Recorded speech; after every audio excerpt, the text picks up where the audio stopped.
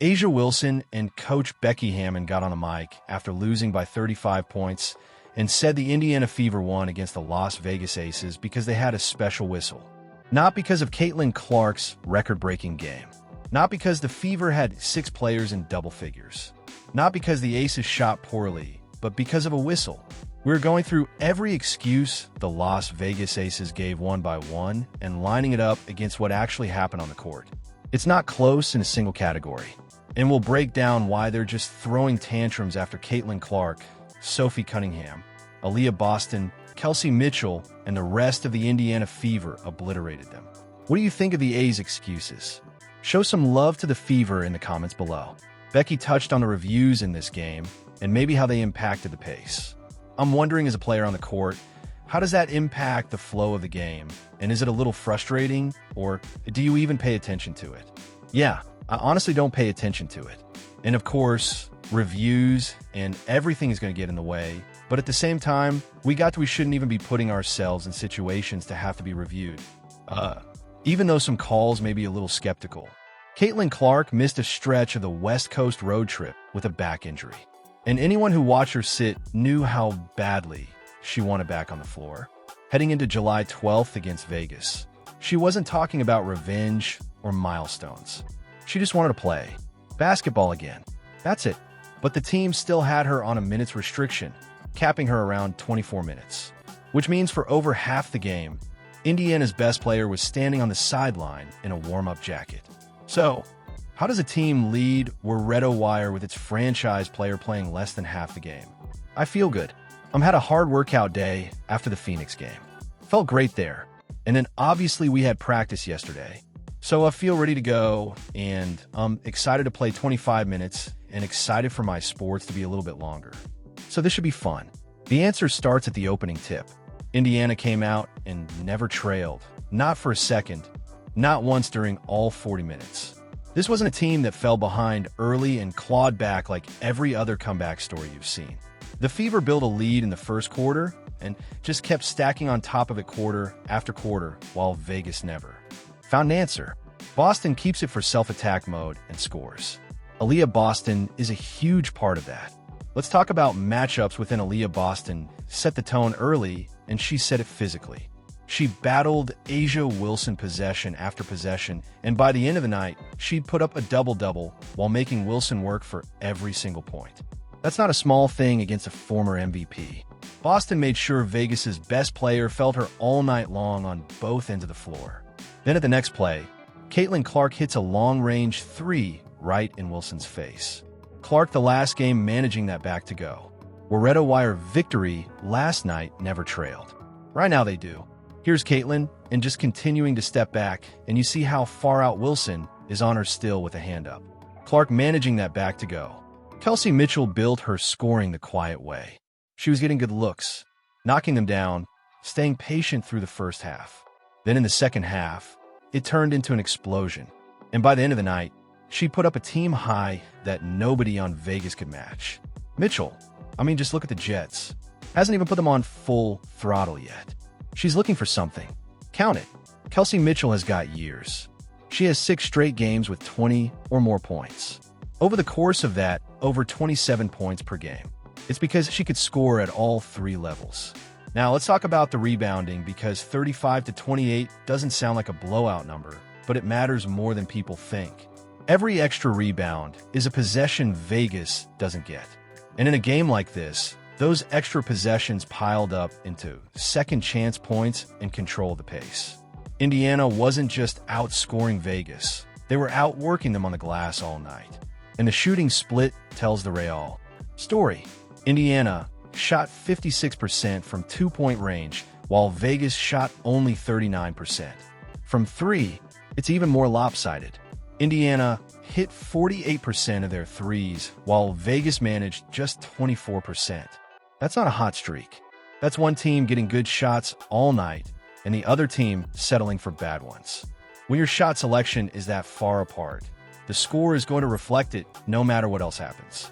And Indiana has done this a few times. Gotten the basketball out of the rim quickly. Cunningham sets her feet. 3 for her. And that was a deep one. And for Sophie Cunningham, who shot so well from 3 on the season in the last 2 games. Even at the free throw line, Indiana showed discipline, going 18 of 19 on the night. That's not luck. That's just taking care of business when you get to the stripe. And it's one more example of a team doing the small things right for 40 minutes straight. And here's the number that really tells the story. 6 different Fever players scored in double digits. Not just Clark, not just Mitchell. This wasn't a one-woman show carrying the offense while everyone else stood around. Boston, Mitchell, Clark, Cunningham, Billings, Harris, all in double figures, all contributing, all pulling the same direction on the same night. None of that stopped Vegas from walking into the post-game press conference looking for someone else to blame. She's looking a little change of pace, and Harris was that pivotal in the win. Against Phoenix, drills her first shot. A big reason why is how she's been knocking down 3-point shots with consistency, nearly 40% from deep. Wilson stood at the podium after a 34-point loss and said the Fever got a special whistle. Not we play bad, not they beat us, a special whistle. So what does that actually mean? Is she saying the referees just decided to hand Indiana calls all night for no reason? Because that's a wild thing to say after your team got outworked in every single category on the stat sheet. Becky Hammond backed her up too, complaining that Indiana played too physical and that officials missed illegal screens all game. And I wonder if I could ask you one other question about Mitchell. You've coached against her for a while. She's on a stretch now where I think she has 6 games of 25 points or more. And you talk about speed. Is that a big part of why it is so difficult to guard her? How quick she is. Yeah, I mean her motor combined with her skill set. It's just hard. She's super fast. She never quits moving. They set a ton of screens for her. I don't know if they're all legal, but she gets a lot of screens. So now it's not just a whistle problem. It's a screens problem. It's a physicality problem. It's basically every problem except the one where your team shot 39% from the field. Hammond wanted people to believe her team lost because Indiana was too aggressive and got away with it, which is a strange complaint to make right after your own player says the referees were the issue. Not only that, I don't like posting her. I kind of like her in mid-range. I like her in space. To sit there and bang against Boston for 40 minutes is really hard on somebody's body. Especially when they allow the physicality that they do. And that team was more physical than us on the whole night on both ends. Then came the scheduling excuse. 3 games in 4 days, tired legs, no energy left in the tank. And look, that's a real thing in this league. Back-to-backs are brutal and stretches like that wear teams down. But you don't lose by 34 points because your legs are tired in the fourth quarter. Tired teams lose by 8. They lose by 12. They blow a lead late because their legs give out. They don't get run off the floor from the opening tip because of fatigue. Because here's the counter, it's not complicated. A 34-point margin doesn't get decided by a couple of missed calls or one tired stretch of basketball. That kind of margin gets built over 40 minutes of one team dominating every phase of the game, which is exactly what happened. I think just for overall, we just need to rest our bodies. I was literally telling Jackie and Chelsea that toward the end of the game, it was a lot of rim-out shots, a lot of short shots that we would normally make. I think we just need to rest, and it is what it is. It's going to be what it's going to be. I don't want to flush this game away at all. I think we need to understand we can't look like this anymore against any team. But I do feel like we need to rest a little bit. And if you want to stretch to point to, look at the run that actually broke this game open. 43-9 from late in the third, quarter into the early fourth. What whistle accounts for a 34-point swing in one stretch of basketball? No official is calling that many fouls in either direction to create a run like that. That's just one team completely collapsing while the other team can't miss. Now, let's talk about actual physical plays because the Aces want to talk about physicality like they were the ones getting hit. Chelsea Gray caught Clark with her knee, sent her straight to the floor, and the foul got called on Clark. Not Gray. Clark was the one lying on the hardwood, and she's the one who picked up the whistle everybody's mad about. And the review is for an act after the foul. I don't see anything after the foul. And to me, Chelsea Gray with counter moves and just going through the body, creating some contact. I believe it was on the arm. Kay and Clark was not vertical off of that. Gets Chelsea Gray. Watch here at the end. Gets her on the forearm, which is where I believe the foul was called.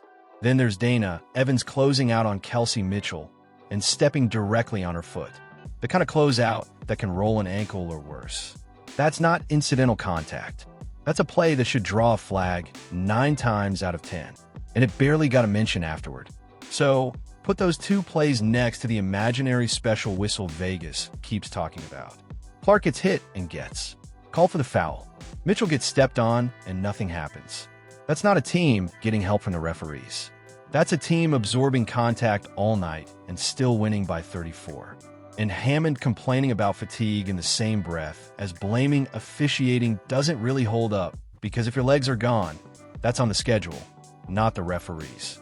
You can't blame tired legs and phantom whistles in the same press conference and expect both to make sense. The tape says the Aces were the ones throwing their weight around all night, not the team getting bailed out by calls. Hell yeah, that's how you finish a road trip. We go home to Indiana. I'm so happy. Wait, I need to be a ring grower before every game. Come on, when 6 different players score in double digits, you don't need a whistle to explain the win. You need a stat sheet. And Indiana's stat sheet did all the talking that night. Let's go name by name, because every single one of these guys beat Vegas without a single call going their way that wasn't earned. Start with Boston, because her night went deeper than the double-double on paper. Timpson just flew in for that rebound. Boston, she's become deadly from the outside. Top 5 in the league in three-point percentage. 7-point difference. Nice jip there by Young, and Boston gets it right back, and Boston gets the rebound, keeps it for herself. Oh, Aaliyah Boston on the O board, doing everything coast to coast. And for Aaliyah, Boston is possession after possession. She battled Wilson on the block, denying her easy post position, contesting without fouling, and forcing her into tough looks all night. On offense, Boston punished Vegas right back, scoring in the paint and cleaning the glass. And by the end of the game, she neutralized the best player Vegas had on both ends. That's not luck. That's a game plan executed for 40 minutes straight. Tip even with Caitlin in the lineup. She said there has to be Mitchell pull up, rolls in. The nice thing about Indiana 5th in the standings, Las Vegas is 1st right now. Boston nice find down to Mitchell. It's all time for consecutive double-digit games in Indiana Fever history. Passing the one and only catchings. Oh, through contact. Kelsey waiting for the right time. Oh, that was off. Mitchell's 27 points came with something bigger attached to it. A franchise record. She passed Tamika Catchings for 38 straight games, scoring in double digits. And that number matters way more than any single big night. Anybody can get hot for one game. Mitchell's been doing this for 38 games in a row, which means teams know it's coming and still can't stop it. That's not a hot streak. That's just who she is. Every single night she steps on the floor. In 19 points. She gets some early tick here today. Clark threads the needle down to Timpson. Tough finish.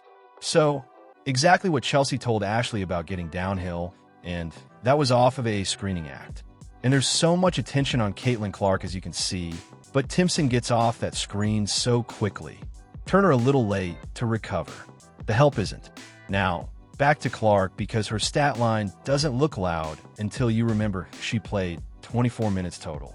12 points, 7 rebounds, 6 assists in barely half a game while working her way back from a back injury on a minutes restriction. And connected to that stat line is a number that puts her in a category by herself. 600 career assists reached faster than anybody in WNBA history has ever gotten there in only 72 games. Think about that for a second. Some players take years to get to that number. And Clark did it before finishing her 3rd season. And dumped down to Billy. Long stride and one opportunity. So both Pat and Gray staying off of that ball. Then Cunningham comes off the bench and turns the whole building upside down. 6 threes on 7 attempts, 20 points, and every single one of those shots seemed to go in from further and further away. This wasn't a couple of lucky bounces. This was a stretch where the rim looked like the ocean, and Cunningham couldn't miss it if she tried. This team in the league, because of the way they share the basketball. Cunningham, that's what she does. Las Vegas going to zone off. Less than a minute to go here in the 3rd quarter. Feeling it. She gets hot quickly. You could feel the shift the moment her third three went down. The bench came unglued. The crowd got louder. And Vegas's body language changed completely. Shoulders dropping, players glancing at the bench like somebody needed to call a timeout and stop the bleeding. That's the kind of run that takes a game that's already decided and turns it into an embarrassment. And Cunningham was the one lighting the match every time she let it fly. And there's something to say for a team that goes through adversity. At times, it can bring you closer together. Cunningham feeling it. She's hunting them now. You don't want that. Cunningham drills it. And here's where most recaps stop paying attention. But we're not skipping it. Monique Billings and Ty Harris both scored 10 points. Quiet contributions that don't make highlight reels, but absolutely show up in a 34-point margin. Billings did her damage inside. Harris did hers running the offense and knocking down open shots. And neither one of them needed a single questionable call to get there. Boston neutralizing Wilson. Mitchell breaking a franchise record. Clark setting a league record on a minutes restriction. Cunningham catching fire from three. Billings and Harris both scoring in double figures without anybody talking about them the next day. Every name on this list beat Vegas straight up. No whistle required. No excuse necessary. Just basketball. Walk from Wilson's podium to Indiana's locker room, and the tone flips completely. No blame, no whistle talk, no complaints about the schedule. Just a team calmly talking about a win like it's exactly what they expected to happen. Head coach Stephanie White credited the defense first, saying that's what made the offense easy all night. When you're getting stops and forcing bad shots possession after possession, you're running out in transition before the other team's defense even sets up. That's not complicated basketball. That's just cause and effect. And White pointed to defense as the engine behind every easy bucket Indiana got. Steph, just having a game like this doing a road trip, how satisfying is it? It's huge. It's huge. I thought our team was tough-minded. We with two that run in the third quarter. We locked down defensively after that. I think we came into the half. They were shooting almost 52% from the floor. They ended the game with 39%. This is again, we're building consistency too. These types of efforts. Now, we're not always going to, shoot the ball the way that we did, but I thought we found the best shot on the floor. And when you do that, your percentages are going to be higher. So just really proud of this group and how connected we continue to grow into. Boston talked about the scoring balance post-game, and she wasn't treating it like a fluke. 6 players in double figures doesn't happen by accident. It happens because the ball moves and everybody's ready when it comes to them. Her point wasn't just about celebrating one night. It was about doing it again, making that balance the standard instead of the exception. Yeah, I think we let our defense spark our offense. And then offensively, we moved the ball. We kept it popping. I think that's really just been a focus for us, is just getting the ball reversed. And then it's going to find who should shoot it. I think we did a better job today. On those nights that your offense does go, how quickly can you tell that you guys are playing the way you want when it's coming? Yeah, I think you can tell right away. I think for us, it's about making sure that we stay consistent through 4 quarters. Cunningham's comments went even further into that idea, talking about readiness, about how any player on a given night can be the one who takes over. Some nights it's Mitchell, some nights it's Clark, and on this night, it was Cunningham catching fire from 3. Her whole point is that the Fever don't need one specific person to go off, because whoever's ready that night just does it. Put that next to what Vegas said, and the contrast writes itself. One locker room's got a coach and a superstar blaming officials and a packed schedule for a 34-point loss. The other's got players talking about defense, balance, and staying ready. Like the win was just the result of doing their jobs. No excuses, no complaints, just a team already thinking about the next game instead of relitigating this one. Sophie, that you were on fire today, obviously. When did you feel like you had it going and sustaining it the whole game can be hard? No, I think that's what it is to be a pro, is to stay ready. When you have megastars on your team, they're going to get the majority of the shots as they should. And so, as others, we just got to be prepared to knock it down when we get the ball. And that quiet confidence lines up with something Vegas really doesn't want to sit with. This wasn't the first time Indiana did this to them. This was the second blowout of the Aces in 1 week. Beating the defending champs once could get written off as a fluke or an off night. Beating them twice in the same week by wide margins, both times, means something's actually different about this Fever team compared to years past. Zoom out further, and the West Coast road trip finished 3-1, which is the kind of record teams don't usually put up against playoff-level competition on the road. Going into hostile arenas, dealing with travel, dealing with Clark's injury, and a Mayut's restriction, and still coming out with 3 wins, says the roster's deeper than people gave it credit for in April. Beating the defending champs twice in 1 week doesn't happen with a team that's just riding one superstar. It happens with a team that's got answers up and down the roster. Either of you, just how can you take this momentum into next week and beyond? Yeah, I think just continue to play the way we've been playing. I think for us, once again, it's like that defensive intensity, getting stops, letting that fuel our offense. We want to play fast. We want to get the ball up. We want to get quick threes in transition. So for us, just make sure we lock in. I know we have the Vox next. And so for us, they like to play fast. They like to defend. So once again, making sure that we make them have to guard both sides and not just one. Clark's own comments stayed just as grounded. She talked about the 600 assist milestone and about just being grateful to get back to full strength after the back injury kept her out. No trash talk, no shots at Vegas. Just a player happy to be healthy and locked in on getting better from here. All of this points to an identity forming in Indiana, a team that lets the scoreboard do the talking instead of the microphone. Vegas gave interviews full of complaints. Indiana gave interviews full of specifics: defense, readiness, balance, staying. Humble, a 35-point loss, 6 players in double figures on the other side, and Vegas walks out talking about a whistle. Not the rebounding gap, not the shooting split, not Cunningham catching fire from 3. A whistle. The box score already won the argument before Wilson grabbed the microphone. Numbers like that don't need a rebuttal. They just sit there and speak for themselves. Indiana heads into the rest of the season with receipts, not excuses. 2 blowouts of the defending champs in 1 week sitting right there on tape. So, the real question is simple. Does Vegas have any excuses left to give? What do you think of the AC's excuses? Show some love to the Fever in the comments below. And don't forget to like, subscribe, and turn on all notifications as we're bringing you all the action and top stories. Click the video on the screen, and we'll see you in the next.